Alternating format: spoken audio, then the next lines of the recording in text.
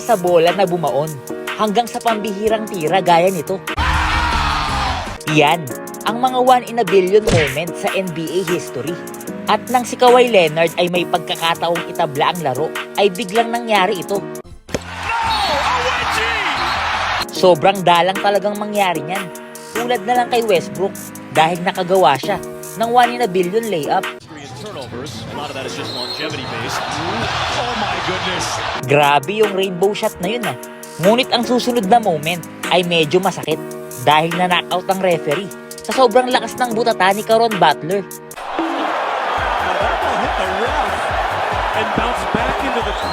Ouch! Sakit nun. Pero mas masakit ang ginawa kay Jose Alvarado dahil habang nakaupo siya sa bench ay sinimulan siyang kagat-kagatin ng kanyang teammate. Gutom na siguro si Brandon Ingram pero tila nauuhaw naman ang player na to dahil ninakawan niya ng inumin ang isang fan. Wala na bang Gatorade sa bench nyo? Pero ang ating next play ay medyo delikado dahil sa dami ng lugar na maaaring ibato ni Christian Wood ang bola ay mas pinili niya dito. Left some meat on the bone. Oh my goodness. Oh my goodness. Hope everyone's okay. Parang hilong-hilo pa si ate. At pag-usapan naman natin ang tungkol sa NBA superstar na si LeBron James dahil sinubukan niya ang isang alley-oop play at ganito ang nangyari. Smith lob James. You know, you don't always see something new every night. I have never seen that. Hindi nga talaga inaasahan ng mga play tulad niyan. Pero mas hindi ko inaasahan ang nangyari sa Spurs dahil ang kanilang arena ay pinasok ng isang ibon. Our pigeon friend is back, partner. Yes, there was a pigeon flying around in pregame and the pigeon is still in the building. That's the problem right now is big. Earlier there was no people in the stand. Buti pa yung ibon nakapanood ng live games. At speaking of ibon, tila kasing taas ng lipad ng ibon ang tirang ito ni Paul George. Marcus Morris Sr. getting seated to the middle. Wow. Over the shot clock, scraping Staples Center's roof. Are they going to count the basket? I think they did. Wow. Grabing taas naman ng tirang yun. Pero malayo naman ang tirang binitawan ng fan na ito. At ang malupit pa, ang tirang yun ay para sa $1 million.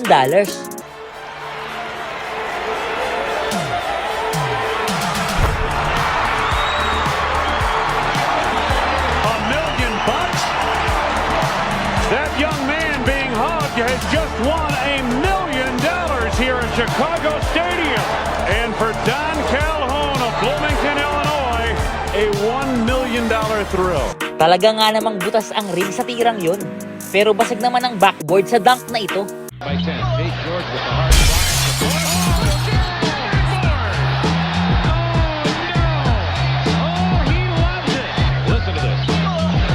Buti na lang walang tinamaan. Hindi gaya sa moment na to. Dahil sinubukan ni LeBron na ipasa ang bola. Pero sa iba tumama. Shay's coming the other way. Ball deflected. Oh. Medyo asintado si LeBron dun . Pero mas asintado ang mascot na ito. Dahil ipinasok niya ang bola from half court nang nakatalikod.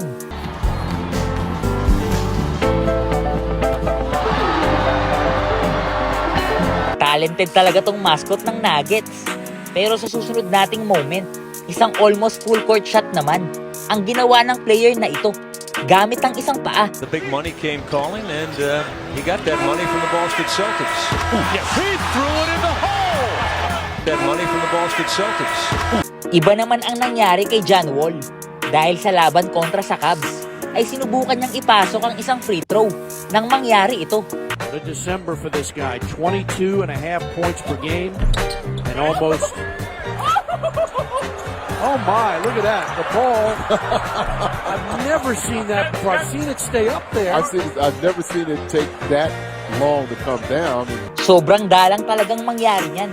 Kasing dalang ng tira ni Marcus Camby dahil ang player na ito ay gumawa ng longest shot sa NBA pero not counted. Drives it up and missed it.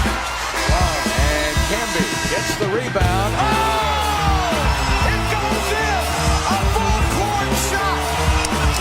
And the referees weren't expecting it to go in, and they're looking. They don't know what to call.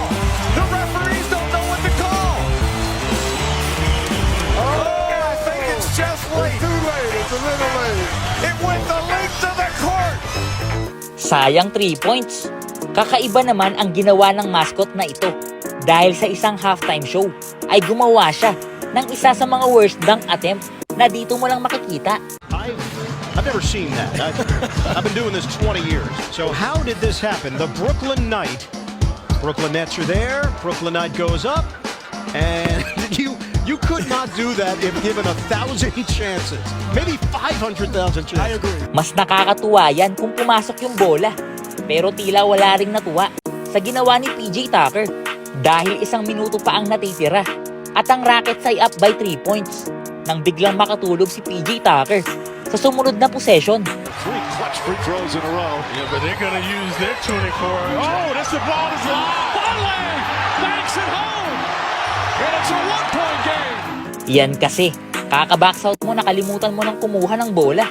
Pero sa susunod nating moment, ay tila mismong bola na ang nakalimot kung paano pumasok sa ring. Off to a lot of slow starts, digging out of holes. Bazemore the anticipation and the steal. Bazemore, rainbow three. Oh, that was up there for a long time, and it rolls down. Iniisip siguro ng bola kung papasok ba siya o hindi. At sa ating huling 1 in a billion moment, pag-usapan naman natin ang 1 in a billion player na si Stephen Curry. Si Stephen Curry lang naman ang tinaguri ang greatest shooter of all time. At tiyak kung may pinagmanahan ang lalaking ito. Dahil noong 2017, habang nagwa-warm up, naisip ni Steph na ipasa ang bola sa taong espesyal sa kanya, ang kanyang tatay, ang former NBA player na si Del Curry. At mula sa scorer table, ipinakita ni Del Curry kung sino nga ba ang mas shooter sa kanilang dalawa. You're awesome. Steph Curry and Pop Steph Curry. A 40-footer off the window. Oh, just moments ago. I guarantee you he meant put up the window. No doubt about it. I'm the originator, man. As Tony Montana would say, who started this? Me. That's who. Talaga nga namang like father, like son.